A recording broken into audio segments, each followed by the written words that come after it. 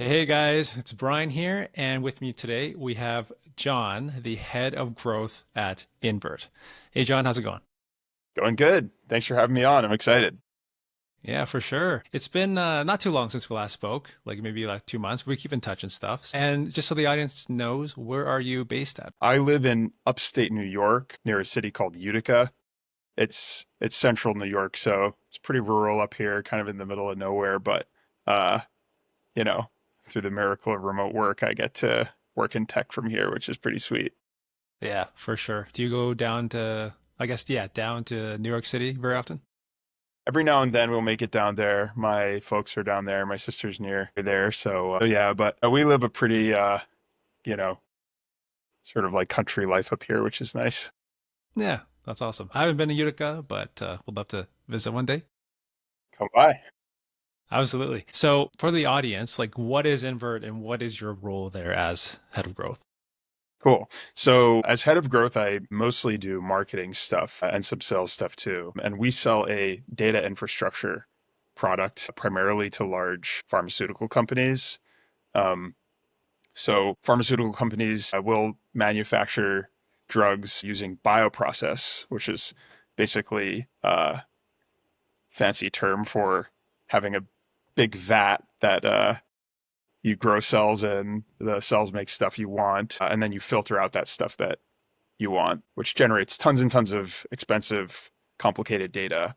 And Invert ingests all of that data and makes it really easy to work with. Nice, nice. Okay. So I guess based on what you do at Invert and how you would kind of describe your experience and knowledge of marketing. So if you got a billboard in Times Square, coincidentally, like New York area, but if you had a billboard in Times Square for 24 hours, what does it say? I actually think there's a very savvy thing a lot of companies do, which is like they they get their logo on a billboard in Times Square, and then like the management team will fly out there and take pictures and put that on LinkedIn and be like, "Hey, look, we're on a billboard in Times Square." I actually think I think that's cute and pretty smart, and a way to get some like social proof and stuff. I actually used to work uh, right by Times Square. Hate it. It is. I lived in New York City for like 12 years. It is probably my least favorite part of all the five boroughs. And I don't think too many bioprocess scientists or bioprocess like managers and stuff are around there. But we might. I would uh, have our founders fly out there and take the picture. I think that's actually pretty smart. Yeah. It's always a flex, even if it's just for like 2 minutes, you swarm in, you take your picture, you're done, you got the social proof. Yeah, it is a flex. Yeah, I mean those billboards don't come cheap. I imagine you're spending minimum $10,000 to just like be flashed on there a few times in a Yeah, day. absolutely. Absolutely. So now if aliens landed and asked you to explain marketing, what would you tell them? That's a fun premise. I like the idea of aliens landing and being like, "Tell me about this marketing thing you guys do." Yeah. Hopefully it'd be that. Yeah, I would say something like marketing is making people aware of stuff they might want or need, which I would guess that aliens might be able to relate to. I guess it depends on what kind of like society these aliens have. Like, do they have some sort of like concept of a market, or are they so advanced that everything is just some sort of like top down planned thing or something like that? Marketing, I think, wrangles in a lot of the sort of like chaos of just like there are so many useful and interesting and helpful products and services in the world, and people just like, for the most part, are like not aware of so many of them, especially in tech, where like these things are just like, you know, being invented out of thin air literally every day. So I think for me, that's where marketing is really the most fun, which is like marketing stuff that people have literally no idea even exists. Like if we were to bring it back to Invert, a lot of our customers before they used Invert were just like using Excel, and Excel's been around since like I don't know the like 80s or something like that. So like it's really there's just like a lot of there's just a real need to like for people to know that there's like better alternatives for stuff. Yeah. No, 100%. That's funny. Because, like, if aliens landed, they'd be like, how do we market ourselves as good, beneficial for the planet and stuff like that? Like, we're not here to destroy the planet. It would be funny because if you understood how marketing worked, maybe they would kind of take that and, like, market themselves.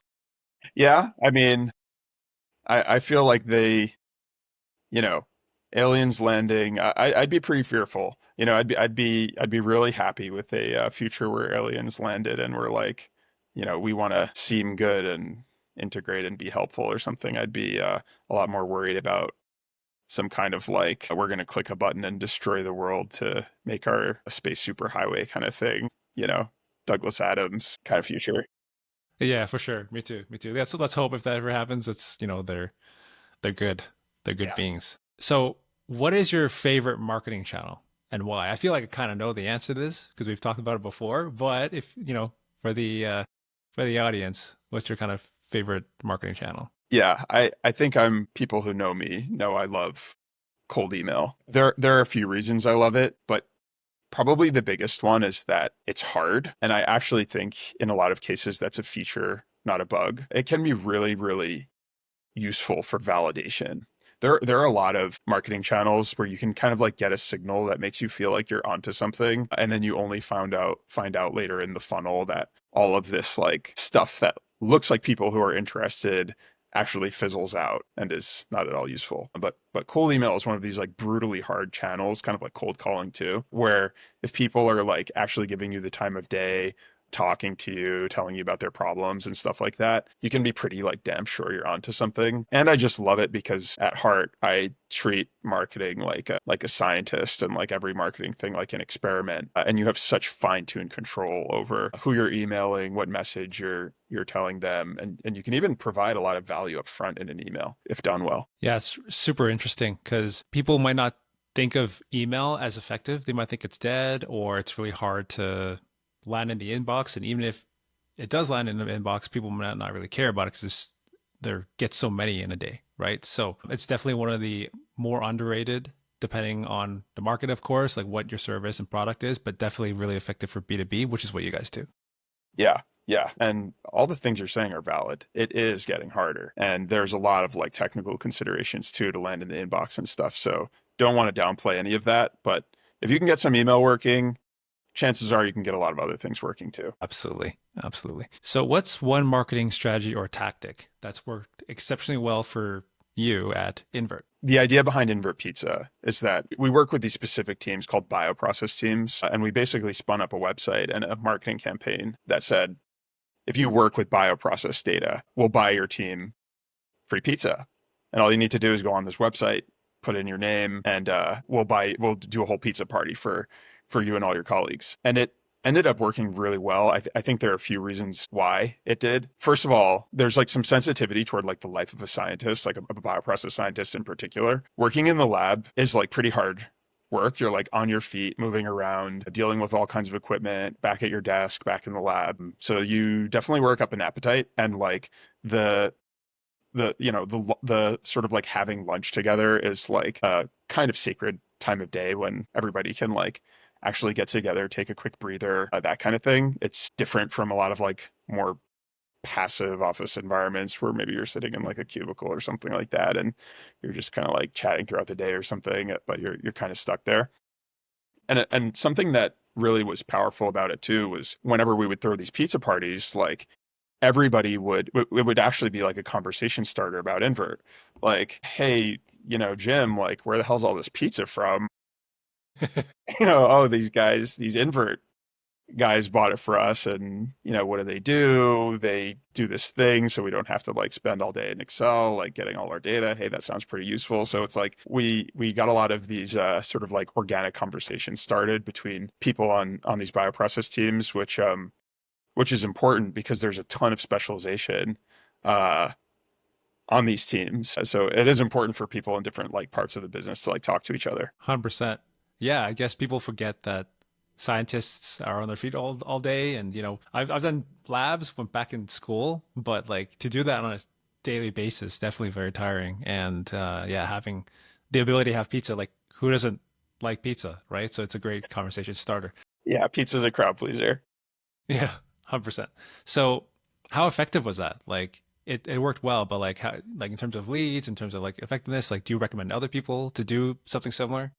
Yeah, I think other people should steal that idea. It was very effective. I mean, it really starts with having a product that people need, like so many marketing things do. But because our product is just really useful and people need it, a lot of people would just like hear about the pizza thing and be like, yeah, I don't even need the pizza. I just like, or let's go right into the demo, which was really cool. I can't take as much credit for that. That's just benefit of having a really useful product.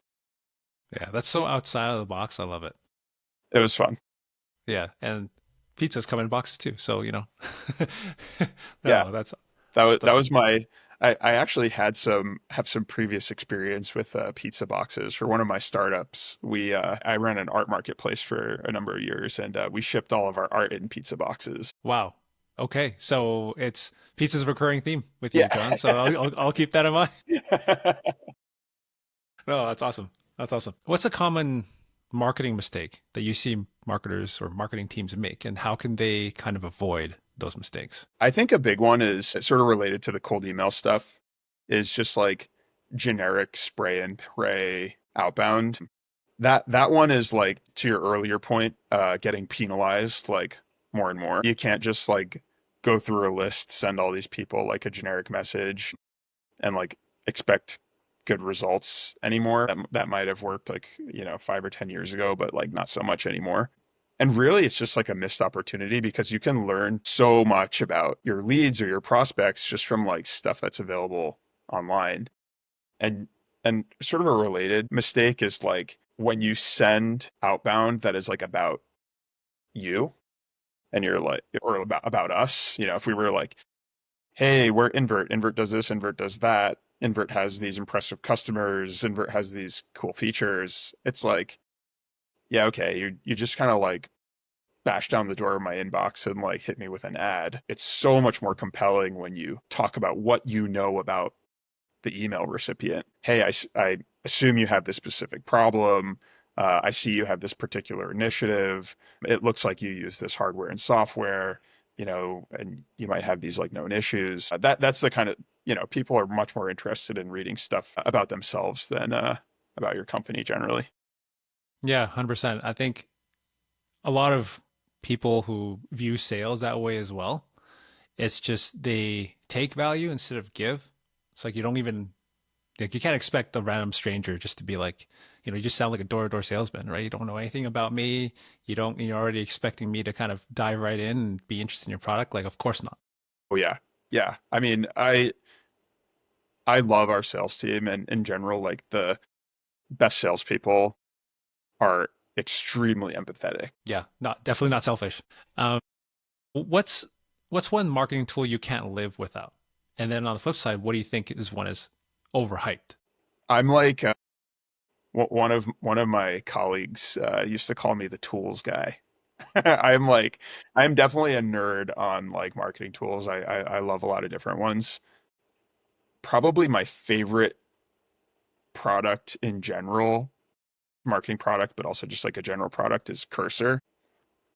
I love how, I mean, I'm like a bit technical, but like I love how fast these like AI coding assistants help you bring something from like idea to reality. And it's really awesome for things like learning more about leads or prospects or something like that. It's just like very, very high ceiling. You can make your own script to whatever, check out a bunch of potential customers and actually like qualify some of them in or out and that kind of thing. But I also like Apify and Clay for doing a similar thing without really needing to touch any code. They're both kind of like code-like. And then I also really like Sumble, which is like a database of, it's a searchable database of job listings, because there's so much cool stuff you can learn about where companies are hiring, which technologies they're using, like what specific problems they're trying to solve, where they're opening new locations. There's just like so much good stuff in there. Overhyped tools, actually don't know. I would say some of these more old school like email sending and sequencing platforms and that kind of things feels like, I don't know, maybe a little stuck in the past. I don't want to put any of them on blast, but I think people who are listening can probably fill in the blanks there. Yeah. When you said that, I already thought of one, but since you didn't want to name any, then I guess I won't. I Yeah. won't either. Yeah. No, that's so funny. Cool. Yeah. There's a lot of them are very cold email and data heavy. So that makes a lot of sense, you know? So Yeah, yeah. I mean, I do love that stuff. We've got a pretty, we've got a lot of tools, and luckily, my bosses here, uh, are pretty permissive when it comes to letting me try new stuff out and that kind of thing. It's which I'm very grateful for. that's always good. Okay, a couple more. So if AI could do one part of your job perfectly, what would you happily hand off? In an ideal world. Yeah, probably the communication between various of these tools. Like actually similar to Invert clients, like I also am like constantly juggling around like CSVs and Excel files and Google Sheets files and things like that, which it doesn't really make sense for me to automate it a lot of the time because a lot of this stuff is still like firmly in experiment land. So I'm not going to like set up like a whole pipeline for something that's just an experiment. Um, and I actually think this stuff's getting pretty close. I've been using Manus. I don't know if have you played around with that Absolutely. one? Yeah. So like, we're getting pretty close to me being able to just sort of like talk in some chat interface and be like, hey, here's a file, you know, grab it out of my downloads folder, like move it over here, manipulate it in such and such a way, that kind of stuff. So yeah, I'm actively working on getting that more off my plate. No, that's good. Yeah, Manus has a lot of potential, and I'm sure like I only played around with it a little bit, but I can already see the potential. So it's crazy. Yeah, super cool. 100%. Okay, so the last question is, if you were to give marketers one piece of advice, what would it be? The big the big one for me is moving fast and having a bias toward action. I think like that is probably like the biggest sin I see in marketing, which is like I want to do all of this sort of like planning. I want to make internal like PowerPoints and all this sort of like documentation and like doing this stuff that frankly I think is kind of like fake work. Mm, I hot take. Yeah.